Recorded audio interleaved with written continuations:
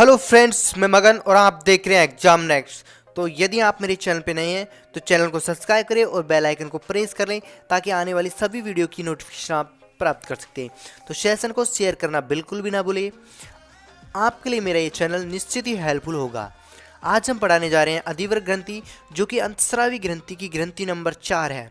इससे पहले मैं आपको 3 ग्रंथि पढ़ा चुका हूं और उनसे संबंधित हार्मोन के बारे में बता चुका हूं कि कौन सी ग्रंथि थी, कौन सा हार्मोन स्रावित होता है तथा कौन सी ग्रंथि कहाँ स्थित होती है हमारे बॉडी में, और उनसे अधिकता या कमी से कौन से रोग हो जाते हैं। तो आज हम पढ़ाने जा रहे हैं अधिवर्ग ग्रंथि, एड्रिनल ग्लैंड्स। तो चलते हैं आगे। तो फ्रेंड्स, ये है अधिवर्ग ग्रंथि यानी कि एड्रिनल ग्लैंड। ये देखते हैं, मनुष्य के किडनी के अगले सिरे पर टोपीनुमा संरचना होती है, उसे अधिवर्ग ग्रंथि कहते हैं। तो मनुष्य की जो किडनी होती है वहाँ पर ये स्थित होती है और एक टोपीनुमा संरचना के रूप में होती है। अधिवर्ग ग्रंथि 4 से 6 ग्राम भार टोपी सदृश ग्रंथि होती है, यानी कि इसका जो भार होता है ये 4 से 6 ग्राम भार की। अब देखते हैं कि कहाँ होती है। ये जो होती है ये पीली पीली सी, ये है अधिवर्ग ग्रंथि, ठीक है। और ये जो है ये क्या है, किडनी है। तो मैं किडनी से संबंधित एक वीडियो पहले ही बना चुका हूँ, ठीक है। मानव किडनी से संबंधित एक वीडियो पहले ही अपने चैनल पर अपलोड कर चुका हूँ, तो आप एक बार उस वीडियो को देख लेना ताकि आपको किडनी अच्छे से समझ आ जाए कि किडनी का कार्य क्या होता है, ठीक है। तो एक बार जाके उस वीडियो को जरूर देखना। अब मैं आपको थोड़ा जूम करके और अच्छे से अधिवर्ग ग्रंथि के पार्ट्स वगैरह समझा देता हूँ कि अधिवर्ग ग्रंथि के कितने पार्ट होते हैं और अधिवर्ग ग्रंथि से कौन कौन से हार्मोन स्रावित होते हैं। तो चलते हैं।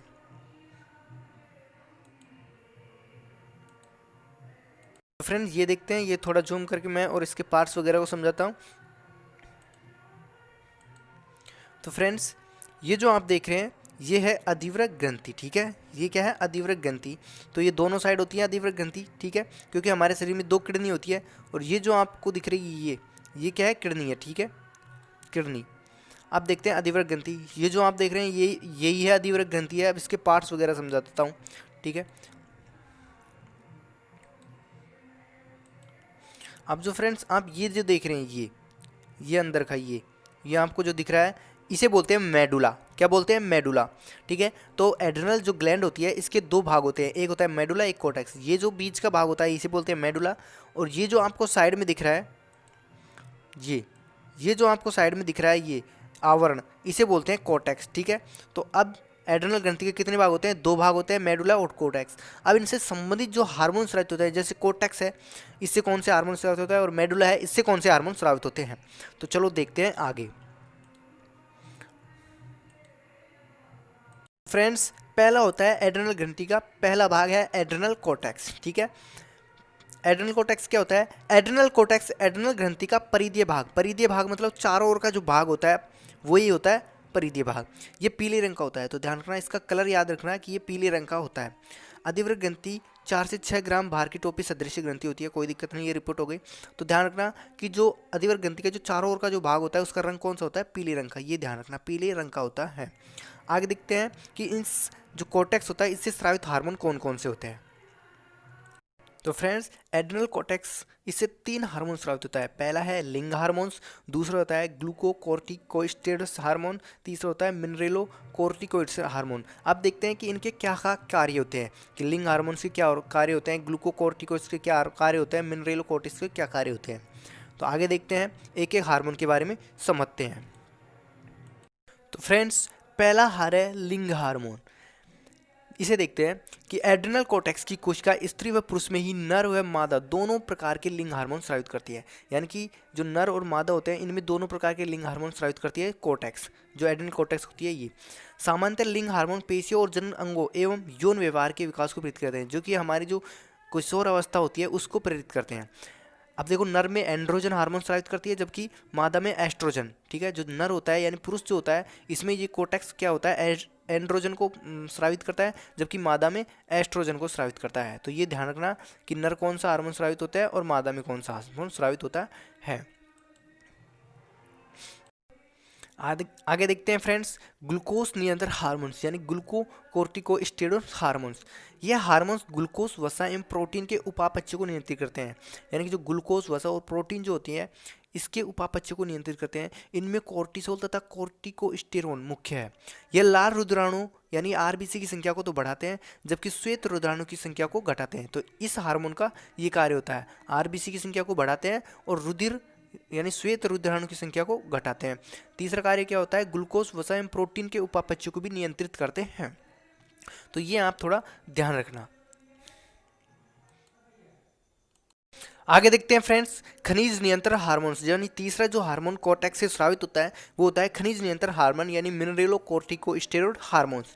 रुधिर में खनिज आयनों की सांद्रता को नियंत्रित करता है। तो ये हार्मोन क्या करता है, जो हमारी खनिज आयन होते हैं जैसे कि आयरन वगैरह हुआ, ब्लड वो सीसा हुआ, इन सभी को नियंत्रित कौन करता है, इनकी सांद्रता को नियंत्रित करता है मिनरेलोकोर्टिक्स हार्मोन्स।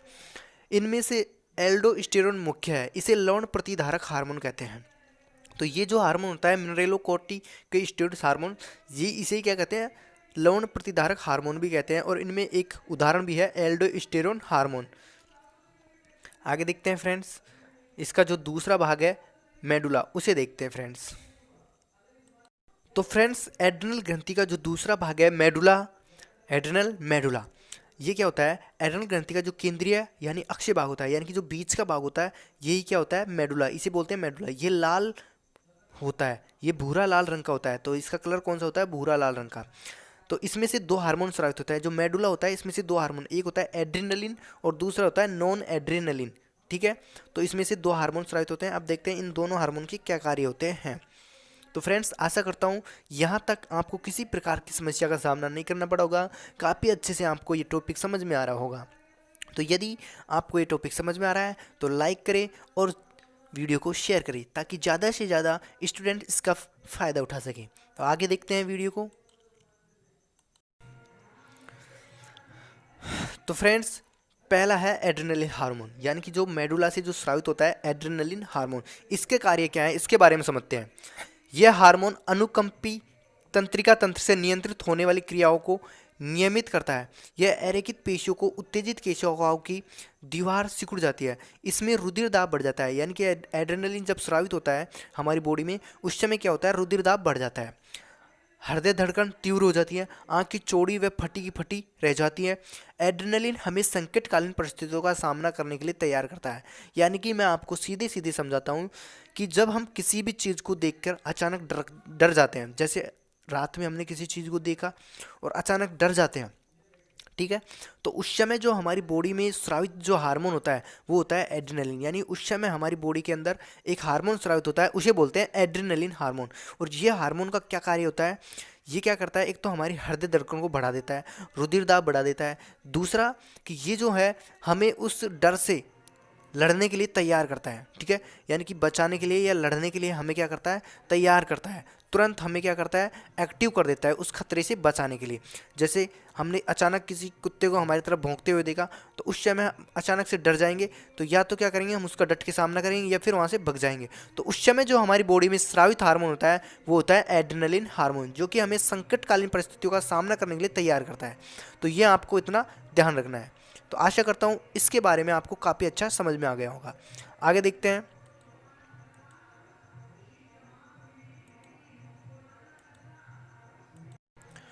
तो आपके लिए मैं लेके आया हूं एक मोटिवेशनल क्योट, जो कि आपको आपके लक्ष्य के लिए प्रेरित करेगा।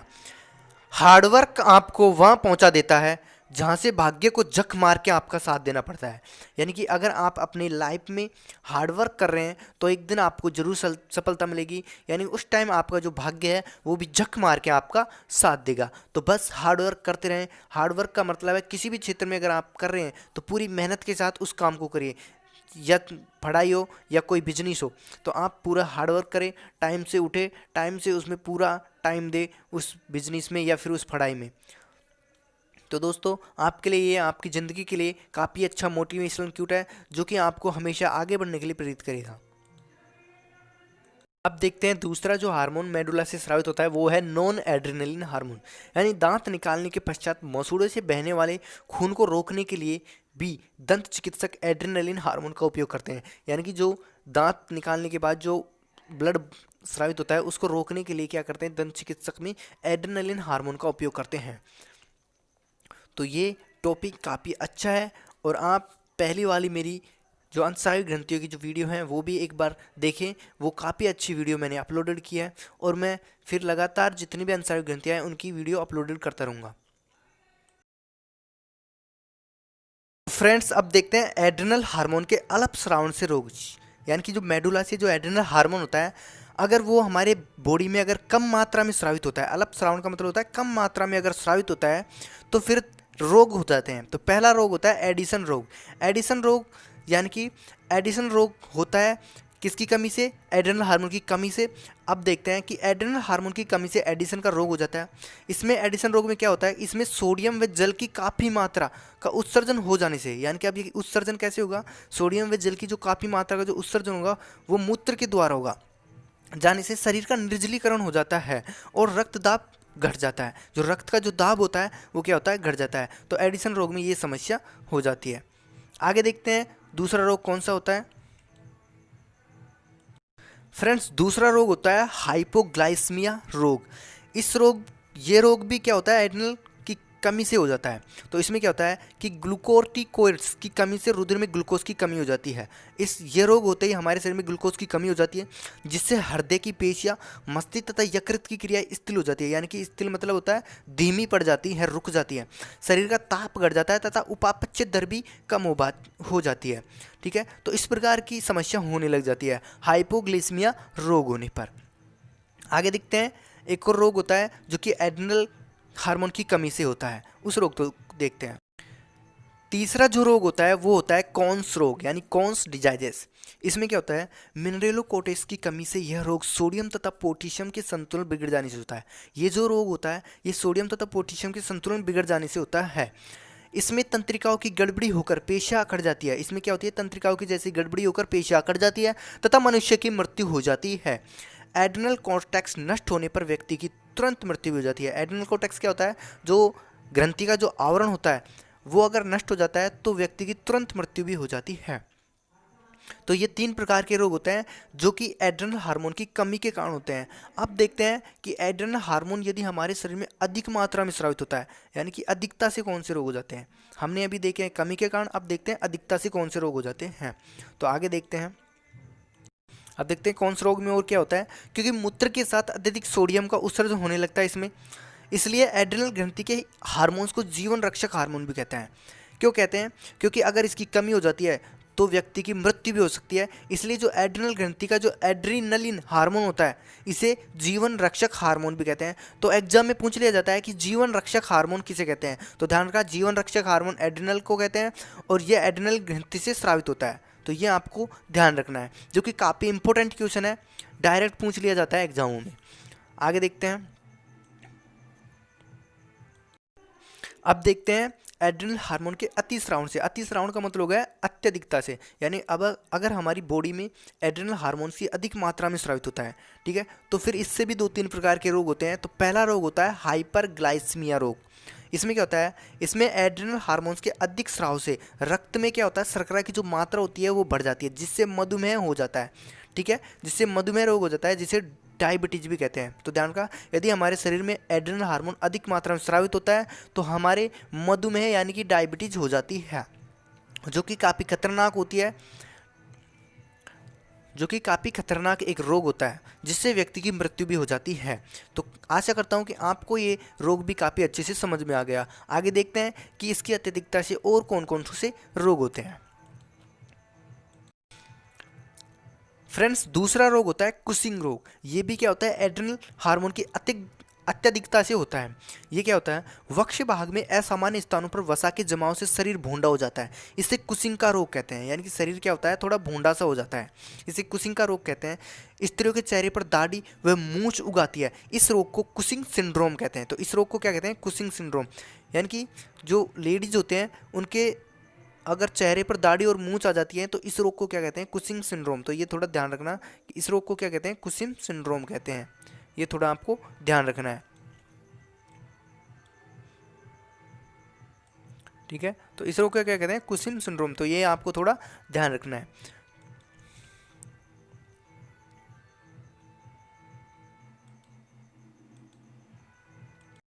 फ्रेंड्स अगला जो तीसरे नंबर का जो रोग होता है एड्रेनोलैंगिक सिंड्रोम। ये रोग भी एड्रिनल हार्मोन के अत्यधिक स्राव के कारण हो जाता है। इसमें क्या होता है, लड़कियों में लड़के जैसे लक्षणों का विकास और बांझपन हो जाता है, यानी कि जो लड़कियां होते हैं उनमें लड़कों जैसे लक्षण आने लगता है और बांझपन हो जाता है। इस अनियमितता को एड्रोलैंगिक सिंड्रोम कहते हैं।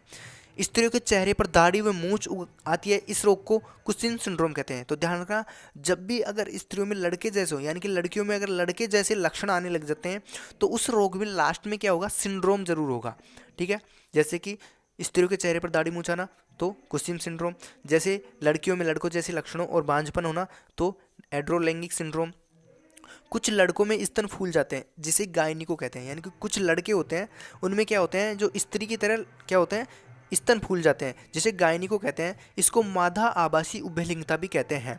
तो ये आपको ध्यान रखना है, जो कि एक दो रोग हैं उनसे संबंधित आपको डिटेल थोड़ा याद रखना है। आशा करता हूँ काफ़ी अच्छा आपको समझ में आया होगा।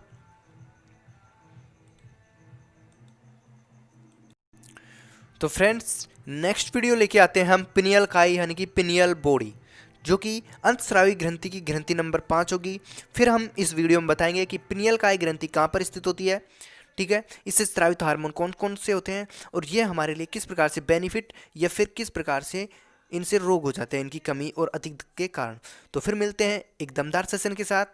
सब्सक्राइब करना बिल्कुल भी ना भूलें, बेल आइकन को प्रेस कर लें और वीडियो को शेयर जरूर करें। तो wish you all the best, take care, bye bye.